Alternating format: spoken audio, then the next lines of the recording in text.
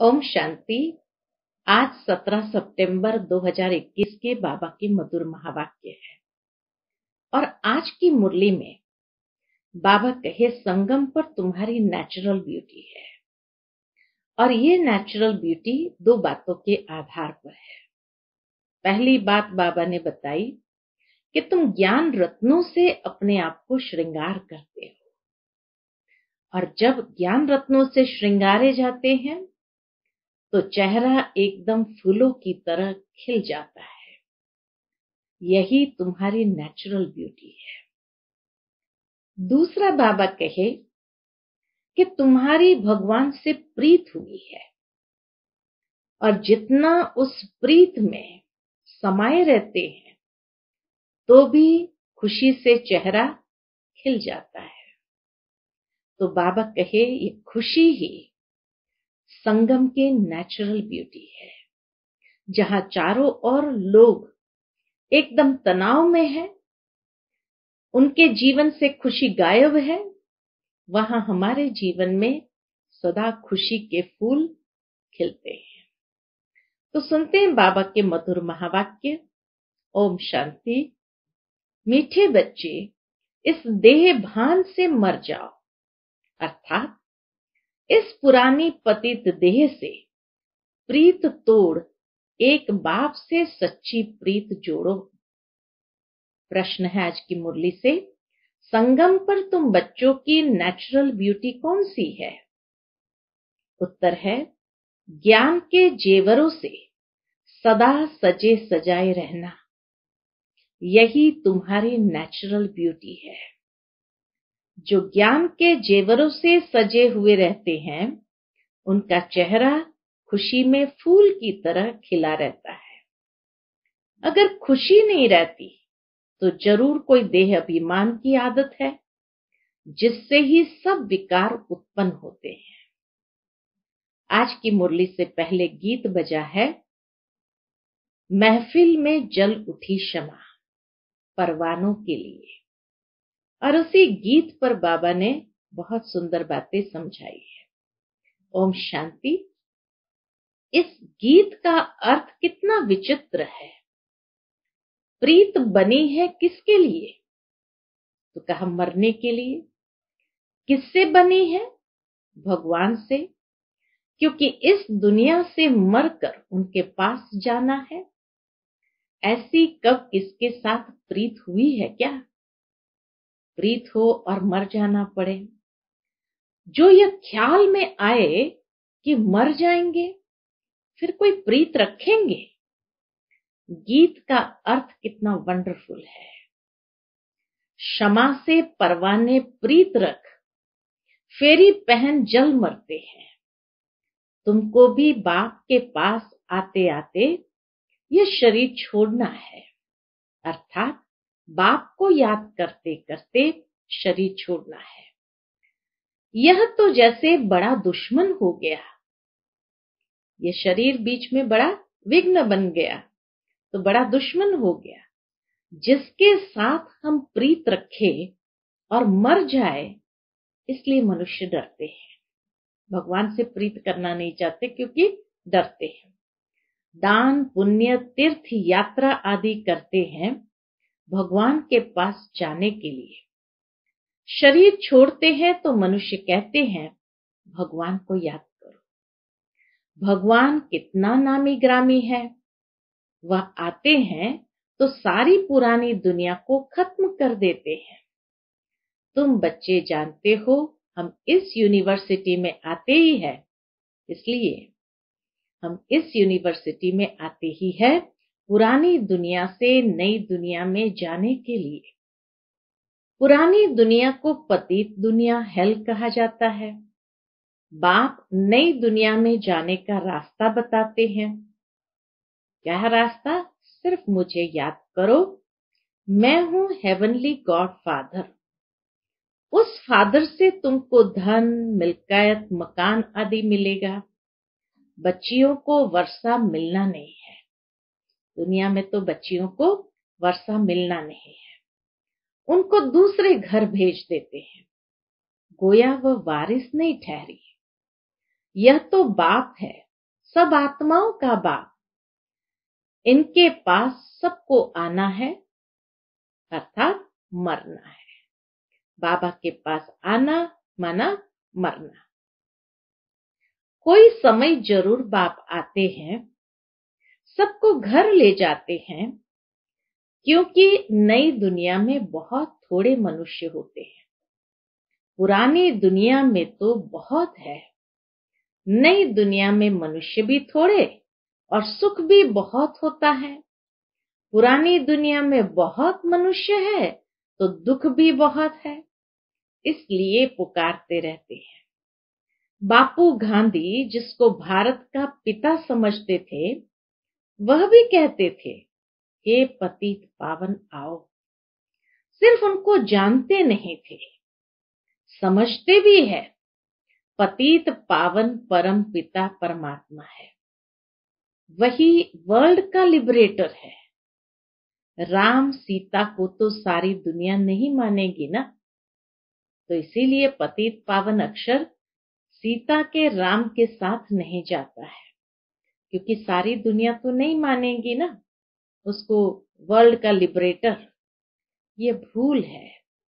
सारी दुनिया परमपिता परमात्मा को लिबरेटर गाइड मानती है। लिबरेट करते हैं दुखों से। अच्छा, दुख देने वाला कौन? बाप तो दुख दे न सके, क्योंकि वह पतित पावन है। पावन दुनिया सुखधाम में ले जाने वाला है। तुम हो उस रूहानी बाप के रूहानी बच्चे। जैसे बाप वैसे बच्चे। लौकिक बाप के हैं जिस्मानी बच्चे।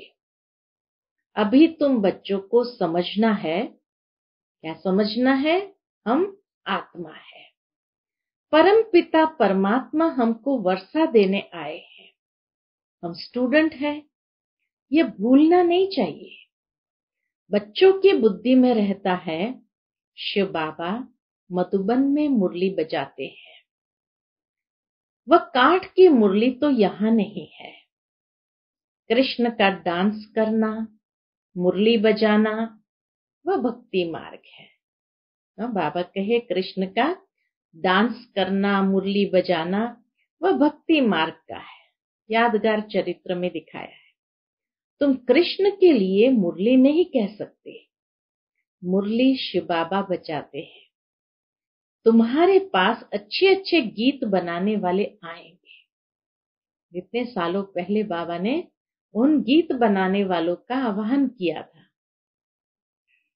तो बाबा कहे तुम्हारे पास अच्छे अच्छे गीत बनाने वाले आएंगे। गीत अक्सर करके पुरुष ही बनाते हैं। तुमको कोई भक्ति मार्ग के गीत आदि नहीं गाने हैं। तुम्हें तो एक शिव बाबा को ही याद करना है। बाप कहते हैं मुझ अलफ को याद करो। शिव को कहते हैं बिंदी। व्यापारी लोग बिंदी लिखेंगे तो कहेंगे शिव, लगाओ शिव, यानी बिंदी लगाओ। एक बिंदी लिखे 10 हो जाएगा, फिर बिंदी लिखो तो 100। तुमको भी शिव बाबा को याद करना है। जितना शिव को याद करते हो तो आधा कल्प के लिए बहुत शाहूकार बन जाते। वहां गरीब होते ही नहीं, सब सुखी रहते हैं। दुख का नाम नहीं। बाप की याद से विकर्म विनाश हो जाएंगे। तुम बहुत धनवान बनेंगे। इसको कहा जाता है सच्चे बाप द्वारा सच्ची कमाई। यही साथ चलेगी। ये सच्ची कमाई ही साथ चलनी है। मनुष्य सभी खाली हाथ जाते हैं, तुमको भरतू हाथ जाना है। बाप को याद करना है और पवित्र बनना है।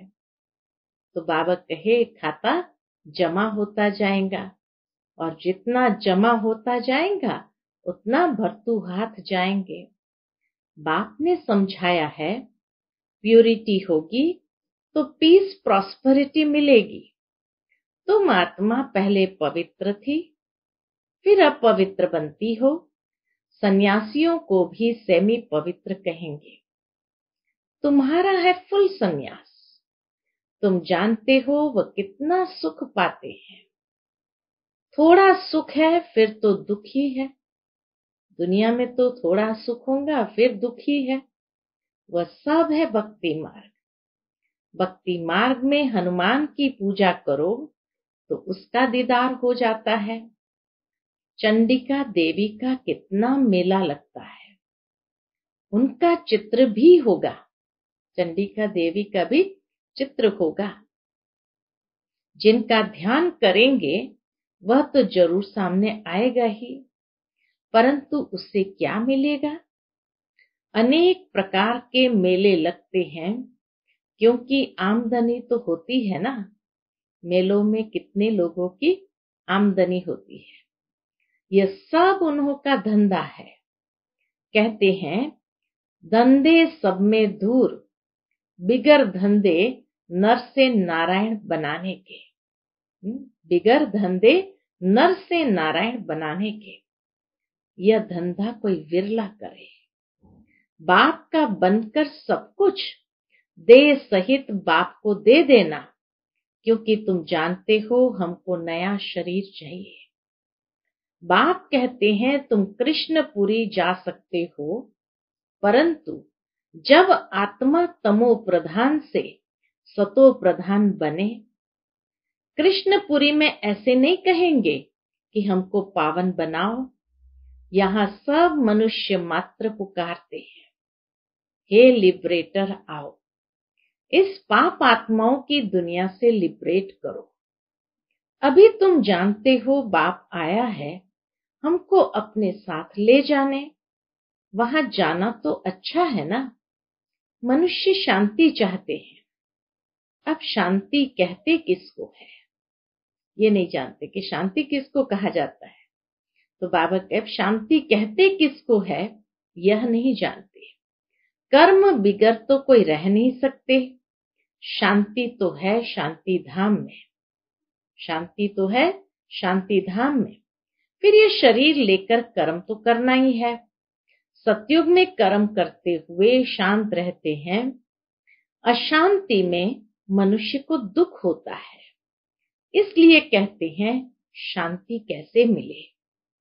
अभी तुम बच्चे जानते हो शांति धाम हमारा घर है। सतयुग में शांति सुख सब कुछ है। अब वह चाहिए या सिर्फ शांति चाहिए? पूछो। सतयुग में तो सुख शांति सब कुछ है। अब शांति सिर्फ चाहिए या सुख शांति सब कुछ चाहिए, वह बताओ। तो बाबा कहे पूछो, अब वह चाहिए या सिर्फ शांति चाहिए? यहाँ तो दुख है, इसीलिए पतित पावन बाप को ही यहाँ पुकारते हैं। भक्ति करते ही है भगवान से मिलने के लिए। भक्ति भी पहले अव्यभिचारी फिर व्यभिचारी होती है।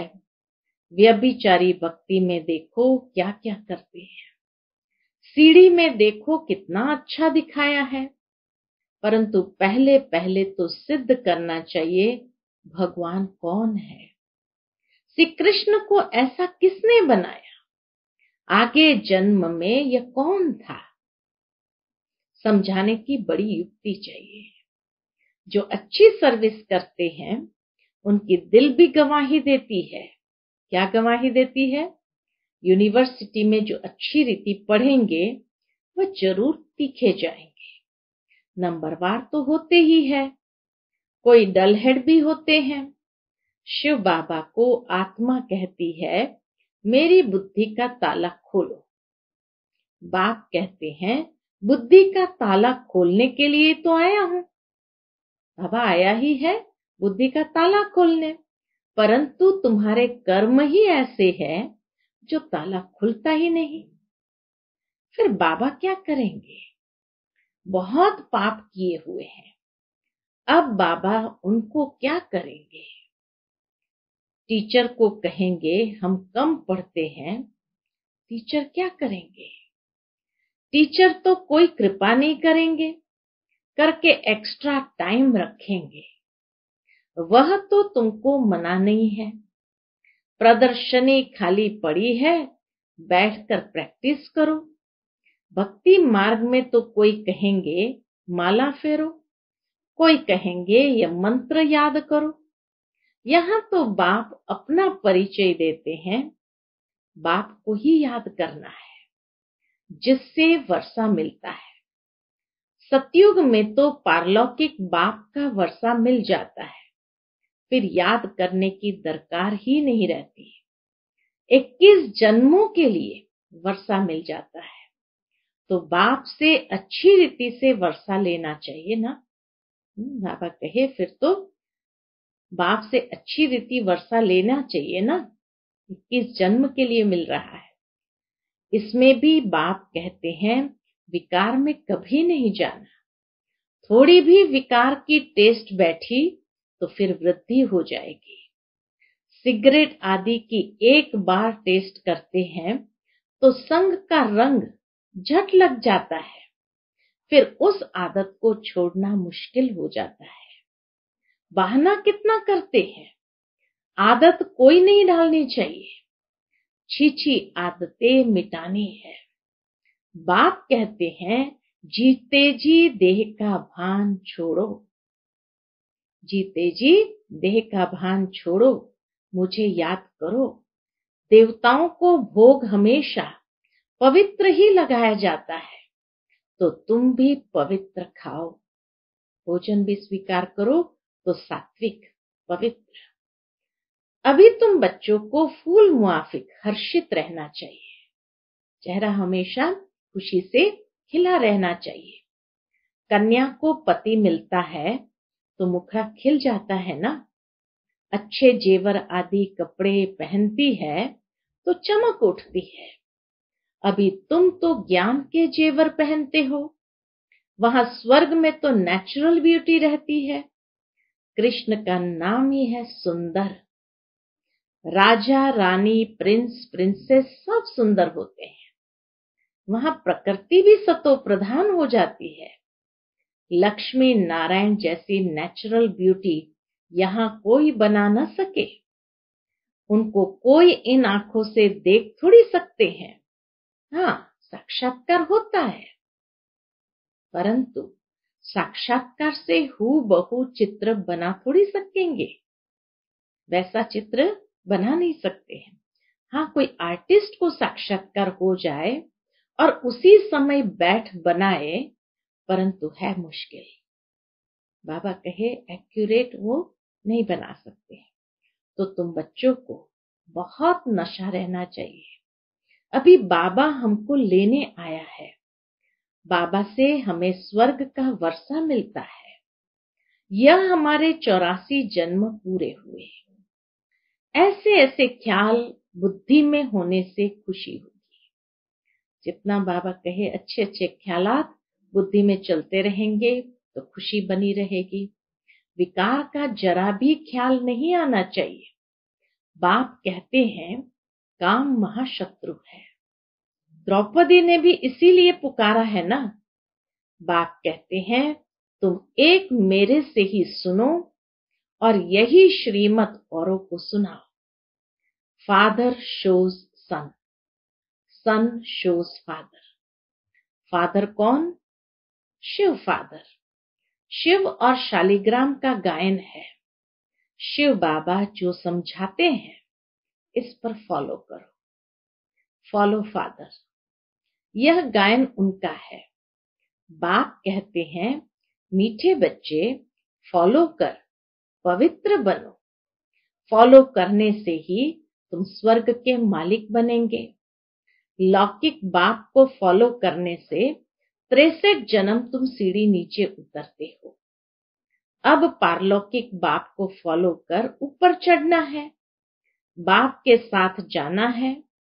बाप कहते हैं एक एक रत्न, एक एक ये ज्ञान रत्न लाखों रुपए का है। अर्थात लाखों रुपए खर्च करने के बाद भी ऐसे ज्ञान के रत्न कहीं नहीं मिलेंगे। बाप रोज समझाते रहते हैं मीठे मीठे बच्चों, पहले पहले सबको 2 बाप का परिचय देना है। लौकिक बाप वर्षा देते हैं पतित बनने का, पारलौकिक बाप वर्षा देते हैं पावन बनने का। कितना फर्क है। अब पारलौकिक बाप कहते हैं पावन बनो। विकार में जाने वाले को पतित कहा जाता है। तुम्हारी मिशन है, क्या मिशन है हमारी? पतितों को पावन बनाने का रास्ता बताने वाली। पारलौकिक बाप भी अभी कहते हैं पावन बनो, जबकि विनाश सामने खड़ा है। तो अब क्या करना चाहिए? जरूर पारलौकिक बाप की मत पर चलना चाहिए ना। प्रदर्शनी में यह भी प्रतिज्ञा लिखवानी चाहिए। प्रदर्शनी समझाते हैं तो बाबा कहे यह भी प्रतिज्ञा लिखवानी चाहिए। पारलौकिक बाप को फॉलो करेंगे, पतित बनना छोड़ेंगे? लिखो। बाप ही गारंटी लेते हैं, तुम भी गारंटी ले सकते हो। तुम पतित बनते ही क्यों हो जो फिर पुकारते हो हे पतित पावन आओ। सारी बात ही है प्योरिटी पर। तुम बच्चों को दिन प्रतिदिन खुशी रहनी चाहिए। हमको बाप स्वर्ग का वर्षा दे रहे हैं। जब जब ऐसी खुशी की बातें याद करेंगे तो बाबा कहे खुशी से चेहरा खिल उठेगा। तो ज्ञान रत्नों का जेवर पहनेंगे तो बाबा कहते खुशी रहेगी। फिर जब ये याद करेंगे बाबा को और ये याद रहेगा कि हम स्वर्ग में जा रहे हैं तो खुशी रहेगी। स्वर्ग का वर्षा हमें मिल रहा है। तो बाबा कहे विभिन्न खुशी की बातों को अंदर सिमरण करते रहो। अच्छा, मीठे मीठे सिकिलते बच्चों प्रति माता पिता बाप दादा का याद प्यार और गुड मॉर्निंग। रूहानी बाप की रूहानी बच्चों को नमस्ते। हम सब रूहानी बच्चों की रूहानी माता पिता बाप दादा को याद प्यार, गुड मॉर्निंग और नमस्ते नमस्ते। शुक्रिया बाबा, शुक्रिया। आज की मुरली से धारणा के लिए मुख्य सार है, कोई भी गंदी छिछी आदत नहीं डालनी है। जीते जी देह का भान छोड़ना है। फूल मुआफिक हर्षित रहना है। दूसरी पॉइंट, पारलौकिक बाप को फॉलो कर पावन बनना है। उनकी श्रीमत पर चलने की प्रतिज्ञा करनी और करानी है।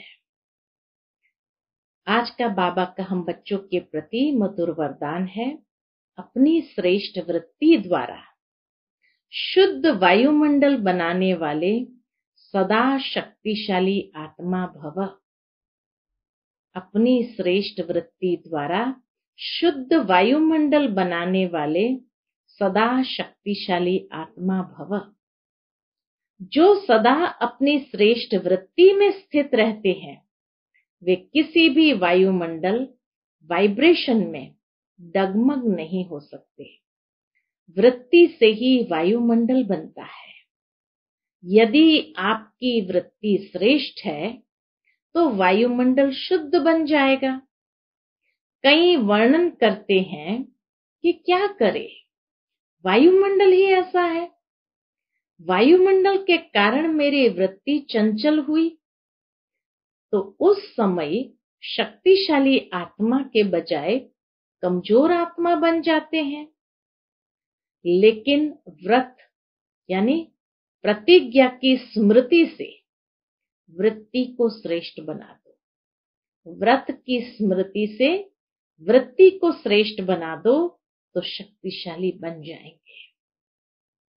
आज का बाबा का सुंदर स्लोगन है, गुण मूर्त बनकर सर्व को गुण मूर्त बनाना ही महादानी बनना है। गुण मूर्त बनकर सर्व को गुण मूर्त बनाना ही महादानी बनना है। अच्छा, ओम